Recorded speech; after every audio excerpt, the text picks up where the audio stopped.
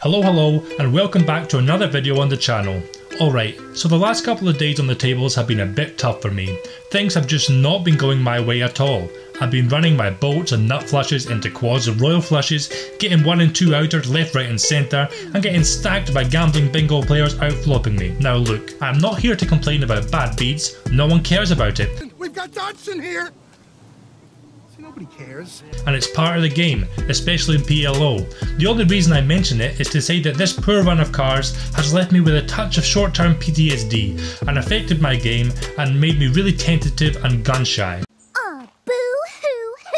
Meaning that I'm not playing how I should be, not 3-betting, C-betting, raising or whatever.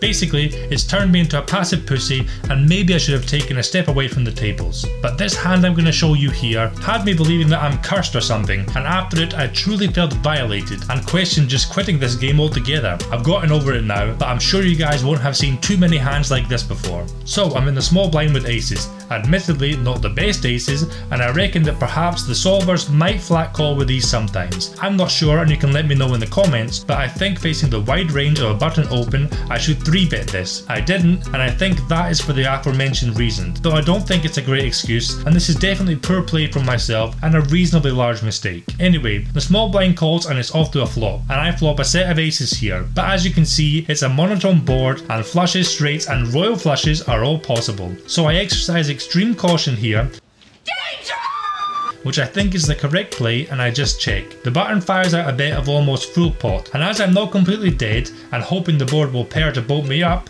I just call. The turn is a jack, and I honestly remember thinking, oh well, at least he can't have a royal flush now. Again, I check with the intention of calling. Luckily, my opponent decides that he will let me see a river for free, which turns out to be an utterly terrible decision for him, as we hit the miracle card on the river, the case ace of hearts, giving us an absolutely gorgeous hand of quad aces, and I am utterly delighted. Now the question here is, how do I get the most value from full houses and even flushes? It could be argued that a check raise is the play here, but I'm not in the mood to leave things to chance and having him check back a hand that I should be stacking, so I bet out half pot, and I can't believe it when he decides to raise. This is the dream situation and would go some way towards helping me crawl out the hole that I was in that day. At this point, I was honestly so excited that I gave up trying to put him on a hand. I want him to think that I'm pondering a call, but all I'm really thinking about is Vegas and the fucking Mirage.